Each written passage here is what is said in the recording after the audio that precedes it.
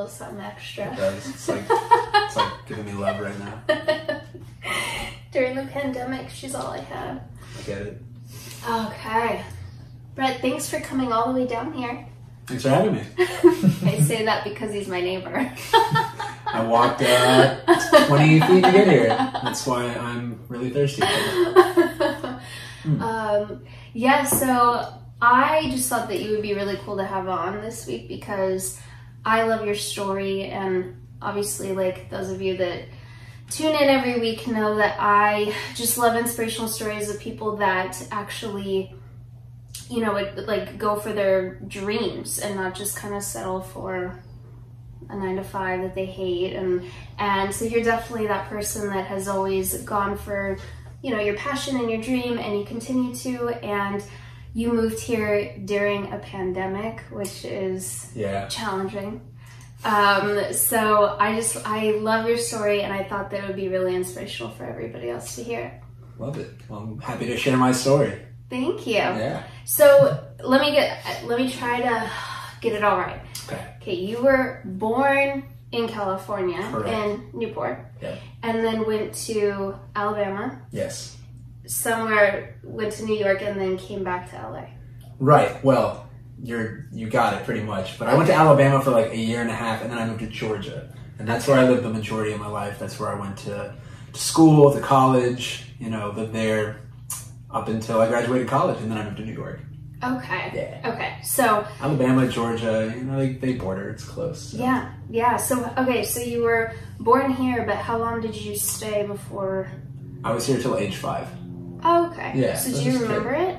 I do, actually. I was in Newport Beach, and I remember my dog and my older sisters, and just kind of like playing around on my block, playing basketball with the neighbors, just running around in my backyard and all sorts of stuff.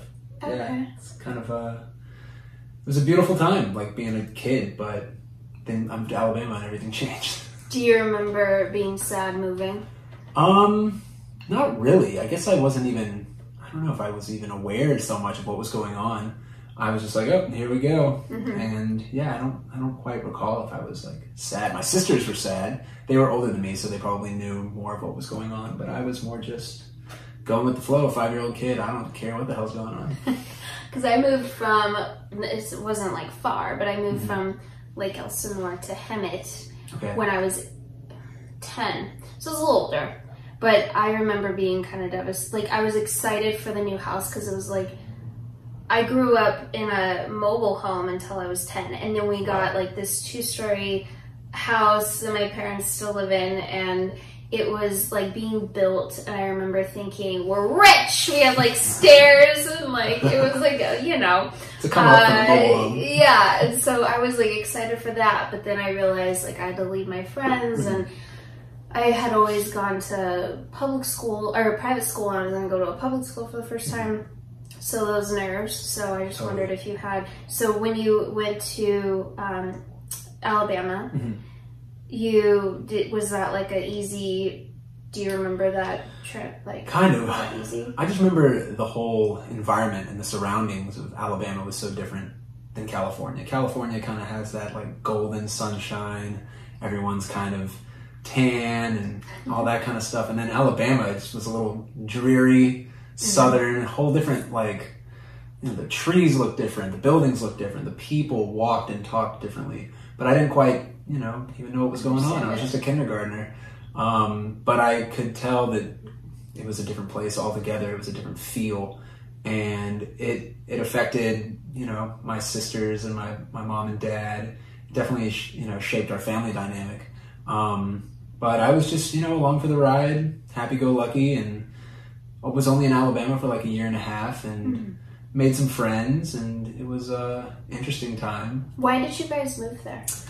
I think my dad may have lost his job and needed to, and then another place hired him that was in Alabama, and it was a cheaper cost of living, and I just don't think he was really digging California anymore. It was getting more and more expensive. So we left our little house in Newport Beach and then moved into like a very suburban, big neighborhood with the houses were just like more sprawling and had more of like a colonial style. Yeah, just for my dad's work, basically. And then you were there about a year or so, and then... Yeah. And then Georgia. I'm like more of a Georgia kid than anything else, I guess. Because from age 7 to age, I guess 23 when I graduated, that's where I was, Georgia. Did you like it? I like Georgia. I was always kind of different because I was like the only Jewish kid, and everyone was Christian. I mean, I got teased a little bit, but was never like picked on big time. Sometimes, but nothing crazy. So I think part of that is what made me more into being Jewish, because I was constantly being reminded that I was the only Jewish kid, and somehow that kind of affirmed it in my identity.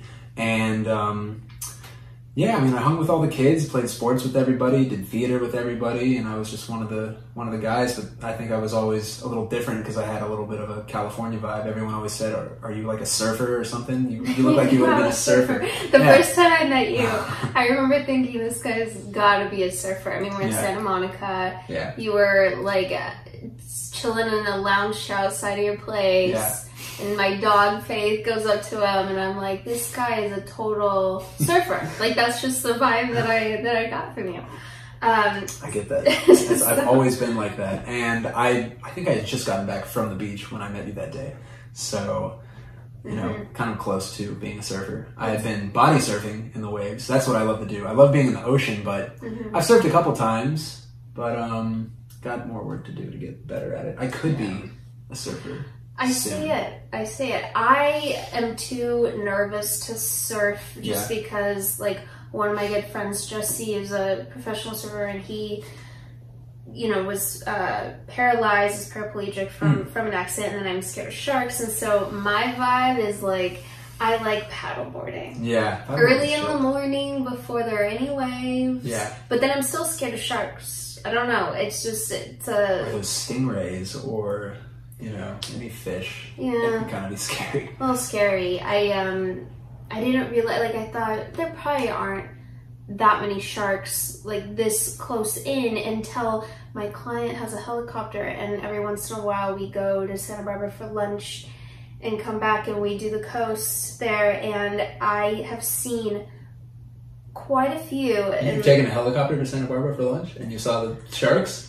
We do it like a couple times a month. So cool. And Can I come sometime and just go shark spotting with you? I'm sure you wouldn't mind.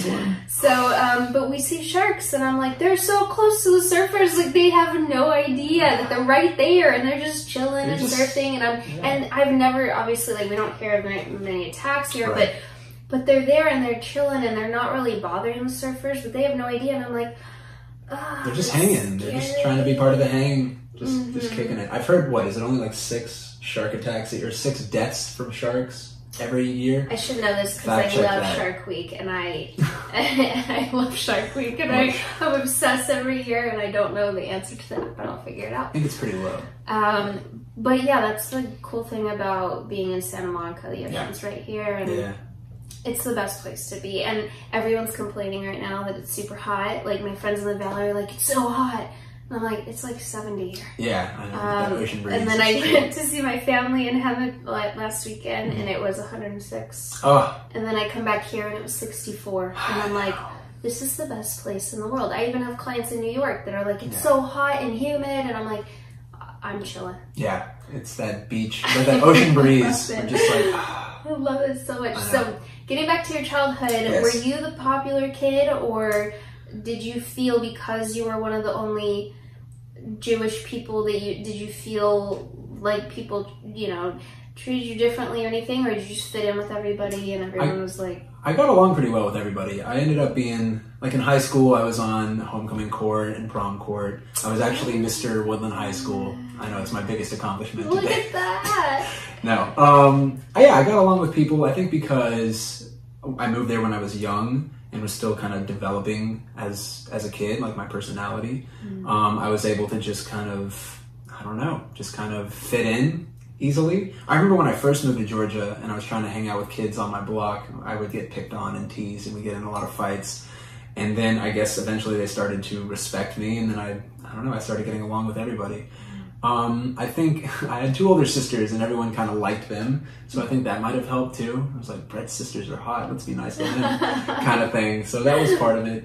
But, you know, at the beginning, yeah, I was always picked on, but eventually I found my way. I played sports with everybody, like I said, and I was always kind of different because I loved to do theater, and I was a musician as a kid, and I played piano, and people kind of thought that was cool. And I eventually led a lot of my other friends growing up to get involved with theater, and that helped me kind of establish myself as, you know, I guess a cool kid because I made theater cool. That's amazing. You kind of remind me of my friend Jomar, who has been on the podcast. He's a life coach now, so much more than that, but life coach, I guess, would be his title. And he was very similar in our school. He was this amazing, talented, like, football player, but then could play piano and guitar and sing. And he was in choir with me, which was considered nerdy. Yeah. But then he was also, like, on the football team and, like, was on the same, like, homecoming king and all that, and was kind of everywhere. You guys would get along. He lives here. I want to introduce you guys. His name's Jamar? Jomar. Jomar. That's a cool name. I want to hang out with Jomar. Yeah, he's amazing. That's definitely how it was, because I was kind of a part of every little clique, I guess. I was, like, hanging with the athletes, and I could hang with the theater kids or the band kids or whatever. I didn't really discriminate. I've always been taught that, you know, not to be a part of everybody, and not if people are kind of outcasts, that's when you should be nice to them, because I'd like to think I was that way in high school. It's interesting, I didn't ever feel like I fit in with the popular crowd, yet I was, but I always felt like I didn't deserve to be there. Really? like they were all, like, so gorgeous, like, all these girls still to stay gorgeous, and all the guys wanted them, and I felt like for whatever reason they want to be my friend, but I'm like, I'm such a nerd, and I don't, like, I just felt like I didn't fit in, and so I was, like, in choir, which was considered nerdy, but then Jomar made it cool, and then I was, like, on the, thanks, Joe, and then I was, like, on the dance team with all the popular girls, and so that was considered cool, and then I would hang out with, like, the band nerds and like, the punk kids, and the stoners, even though I never smoked, and, like, I was kind of, like, friends with everybody. Yeah. And I just, I don't know. I'd like to think that I was, like, I could relate to the nerdy kids that didn't fit in, but then I could also, I wanted to be popular so bad and fit in with those girls, and so I get plastics. that. No. The plastics. We all want to be accepted. But I honestly found, like, kind of the weird offbeat kids more interesting. Just, like, talking to them and hearing their thoughts. I just thought they had funnier, more interesting things to say. Popular kids were cool, I guess, but I don't know. I liked everybody. Everyone kind of had something different to offer, and it helped shape me to be who I am. And I don't try to, like, discriminate between, I mean, even the emo kids were fine, and I can't stand emo music. They were fun to talk to. So, did you have, like, a high school sweetheart, or were you just kind of single all through school? Or I had a girlfriend junior year, and she was a senior, and I think we split when she graduated. I think freshman year, I was actually seeing a senior girl, but she was trying to keep it on the down low because she was kind of embarrassed, which made me feel great, me and my braces. But she was cute. I crushed on all sorts of girls in high school. But I think senior year, I was just kind of chilling and just getting ready to get the hell out of Cartersville, Georgia, and go anywhere else. Did you know what you wanted to do when you graduated high school? It's interesting. When I was graduating, I was very gung-ho about Israel.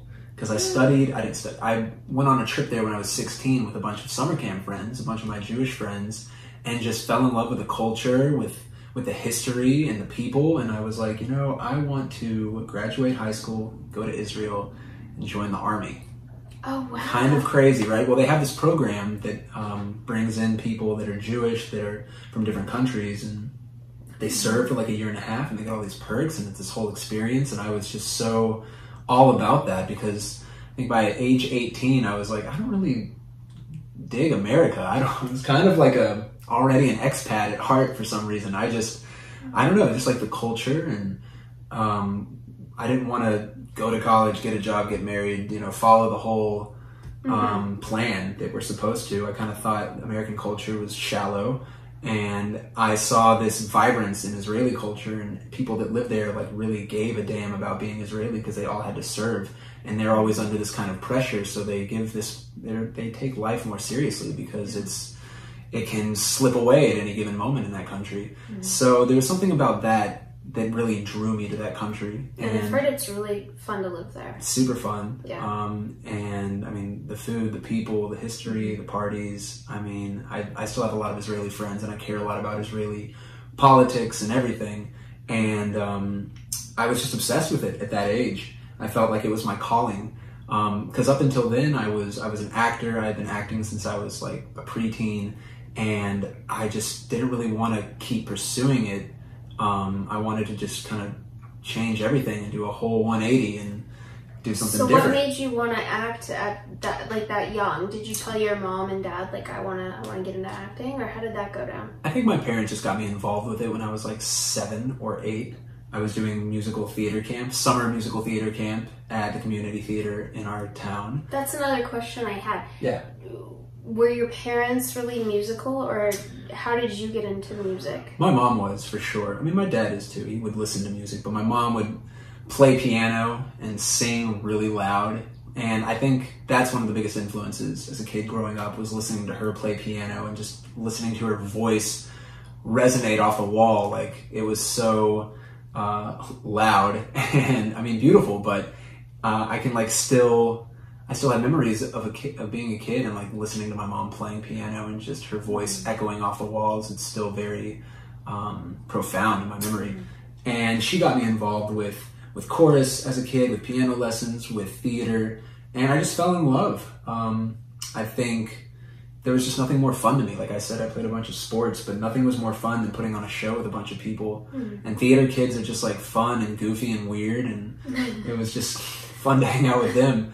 And I loved it, and I was good at it. And I think it was an outlet for me, being like the youngest in my family, the only boy. I kind of wasn't getting the attention that I wish I had gotten. Yeah. But when I was in that theater, singing a song or going crazy on stage and getting that applause, it was just, I couldn't get enough of it. And that's why I still do it. Yeah.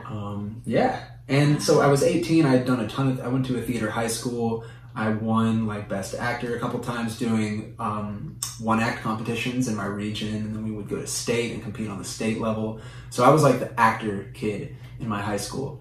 But I just kind of was fed up with it a little bit, and I wanted to try something else and explore something more historical, spiritual. I was really getting into like Jewish history and wanted to kind of dive into that by going to Israel. Like my grandfather used to go to Israel all the time and would open up these Jewish community centers and help fund all these programs in Israel through American companies. And he met David Ben-Gurion, who was he was the first prime minister of Israel. My dad met David Ben-Gurion, and I ended up studying abroad in Israel when I was 20 and studying at David Ben-Gurion University. Wow. So it's just kind of funny how that all happened.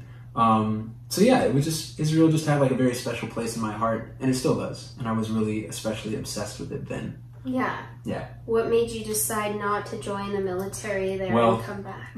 I thought I was going to, but at the last minute, my mom was like, nope, you're not going to Israel. You have a scholarship to the University of Georgia.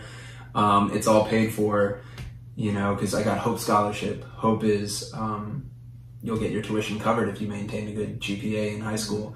So I was like, great, I'm going to go to Georgia and stay in Georgia for 4 more years. Because I really didn't apply to any other colleges, and I thought I was going to go to Israel, but at the last minute, nope, just going to go to the state school.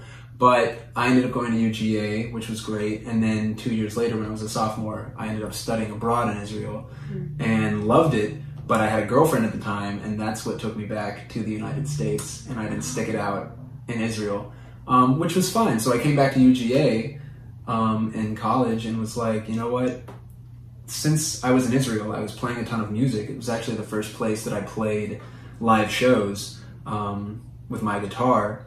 Me and this other kid would play at bars and gigs or pubs and like different music venues in Israel, and like got a little following. It was fun.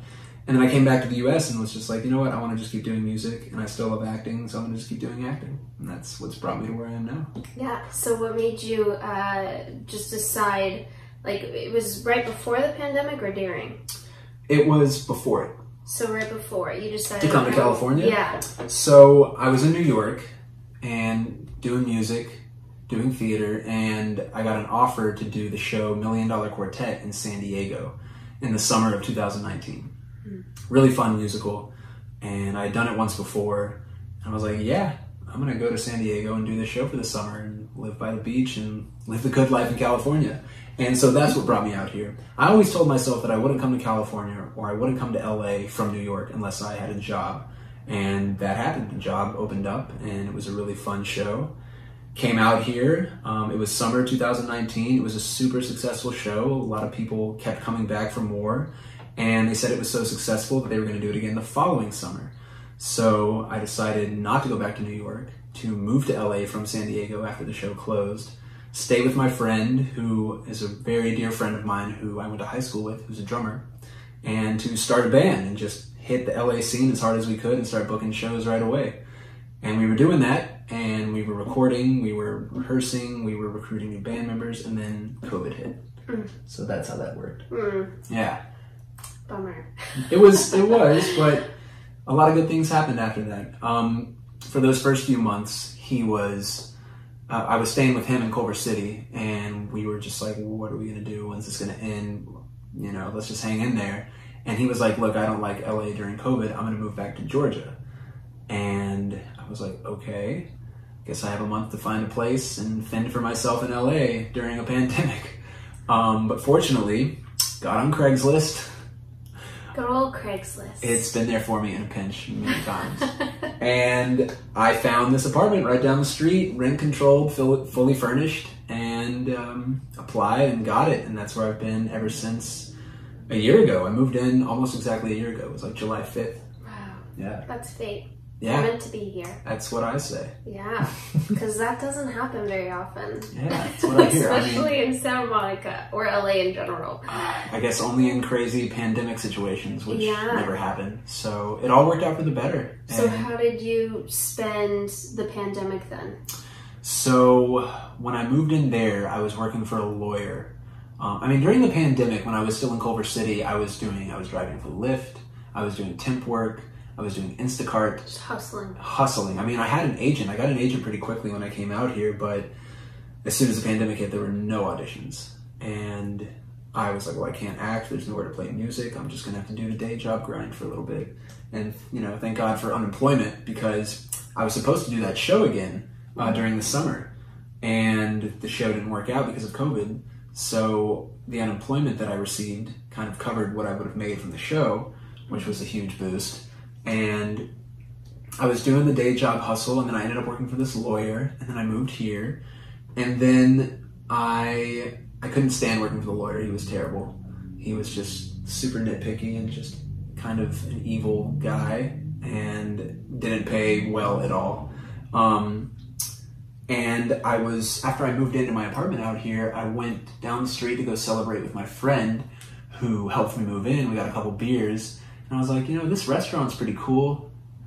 Maybe I'll just have to get back into restaurants for a little bit. Why not? And I talked to the manager, and boom, I was hired at this restaurant called Margot's. Love Margot's. Yeah. Shout out to Margot's. Margot's. Yeah, I know. It's set me up. I met so many great people through Margot's, and I would just work there in the mornings 4 or 5 days a week.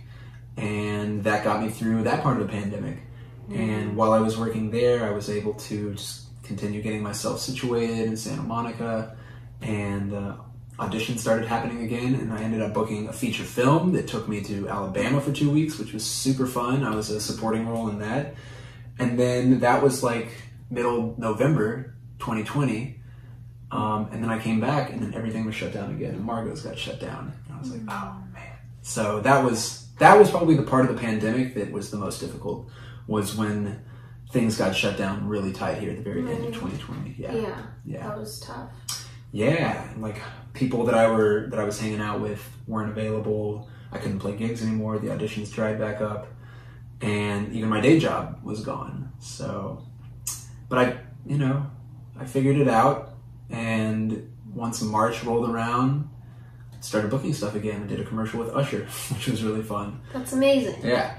So yeah, it's tough, like during those times. Like I had a couple of those moments during the pandemic of, oh my God, like I'm very blessed to have clients that I've had for years that were willing to do Zoom, but I thought, you know, they're all mostly in the entertainment industry and that was all shut down. Yeah. And so they weren't making money, and even though they're wealthy, they have big bills and nothing coming in, and they're like, oh, and they felt responsible for me because we've, you know, and so they were like, I'm trying to find a way to keep you, but you're kind of a luxury for me. And I'm like, this is reality. Like, I don't know what I would do if, I mean, I've been training for the last 10 years. What would and you have that moment of like panic and you're like, no, it's gonna figure itself out. And you get through it, but like I had a couple of those like panic moments too during the pandemic. This reality of like, do I like start working for Uber? Like, what do I do? Like, no, this panic, don't do that. this panic and you know, of like, what do I do? Because I knew eventually things would get back to normal, and now I'm busier than I have been in a really long time, like even before the pandemic, because now everybody wants to get back to it. But yeah, it was really stressful, I think, for everybody off and on during that time when everything was like really shut down. So did you use that time to like write? I know you write a lot of your own stuff. I wrote a lot, for sure. I even did some extra work, like producing songs for other people. There was this little venue in Redondo Beach called Maddie's Crawdaddies that I ended up playing at a few times, kind of illegally. Because I guess it wasn't illegally, they just kind of found a loophole, and the police didn't really care if you were playing live music. So I just went down there every now and then and played, which was nice. And little bookings here and there, but they were kind of spotty just because there weren't many auditions. And yeah, just kind of like, I was in a relationship, and that'll keep you busy. And I was just working on writing a ton and just perfecting my craft. And I mean, that was like holidays, January and February. So it was those 3 months that I was just kind of floundering a little bit, but did a little bit of traveling and just did as much as I could to maintain sanity, because I think everyone was going through it then, like all over the country, and everyone had their battle to fight. So I was just fighting it, and you know, it was like a roller coaster. I feel like we all had different different stages of COVID. Where I thought it was only going to last 2 weeks, like everybody else, and I was like, this is amazing because I get like 2 weeks of like almost a vacation of just like not having to do stuff in traffic for hours. And I'm like, hopefully this isn't too bad with like as far as like deaths and everything. I was like not really taking it seriously. I'm like, this will pass. 2 weeks, it's not gonna be bad. And then it hit that this is really serious, and you see people getting sick and dying, and I'm like, oh, like this is bad. And then you realize like this is gonna last a long time, and then I tried to like, you know, be positive, and you know what, like I have to be honest, for the first few months I actually was in a really great place because I gave my body the break it needed, physically, mentally. Everyone was still training over Zoom. I hadn't lost anybody yet, and I didn't have to leave my house, and I could like schedule everyone back to back and be done by like 2, and then just Netflix the rest of the day. And then I started like later losing, you know, clients, and had this moment of panic. And then at the end of the year, I lost my grandpa to COVID, and then a month later, I lost my grandma just from heartbreak, and seeing my dad go through this depression. Thank you. And then I was also in a relationship during COVID, and I was like on cloud 9 because I thought I was gonna marry this guy, and like so happy, and then we broke up, and it was devastating. And I bought a dog. Like I went through so many stages like everybody else. Like a lot of people bought dogs. A lot of people. Yeah, I mean, you couldn't rescue one. Like there was nothing available. And so I bought mine. I get a lot of crap from like buying a dog, but I feel like I just buy a dog. Who cares? I skipped over the middleman. Like they all come from breeders, I think, and then it just trickles down. So we're no judgment from here. If you want an animal to be around you all the time, then you probably want to. She's the best thing. Cool. She's the best. Yeah. So I'm not gonna give you any like shaming you for that.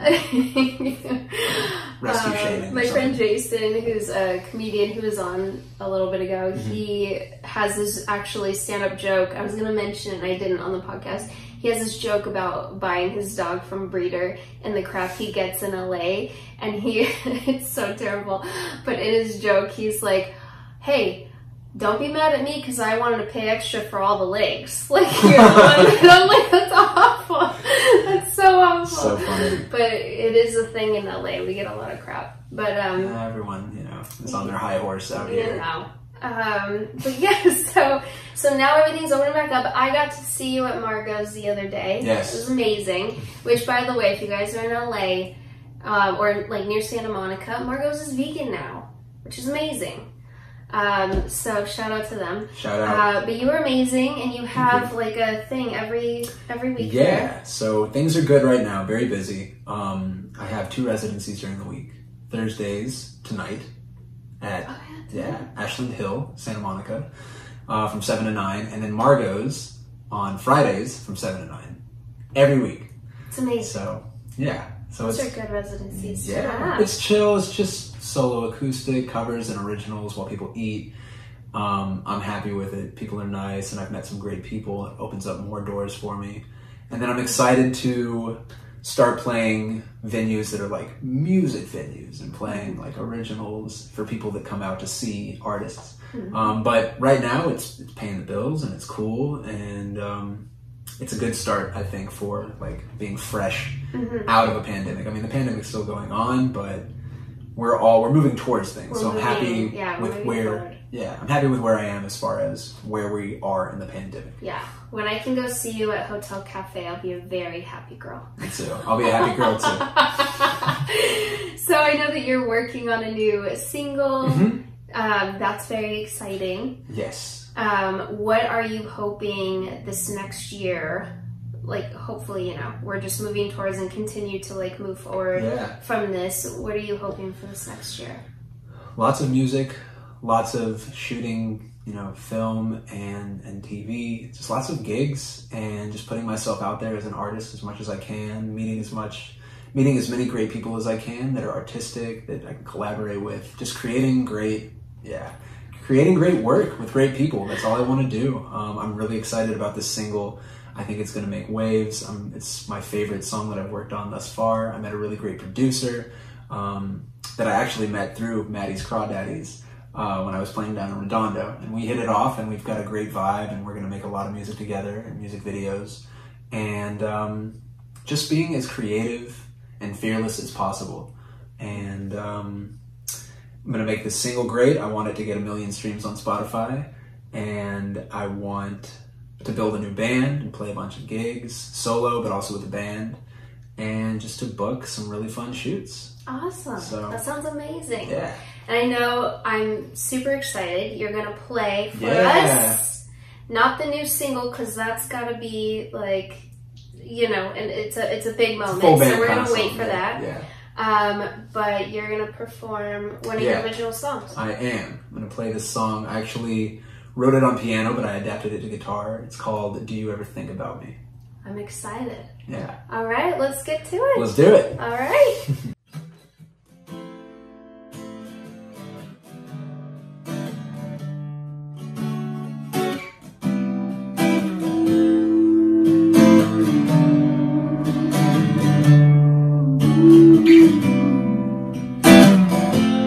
Do you ever think about me sometimes? Did you forget it? Do you ever think about wait sometimes? Do you regret it? And do you always leave your ends untied? I'm gonna thread it. So do you ever think about me sometimes? Give me some credit.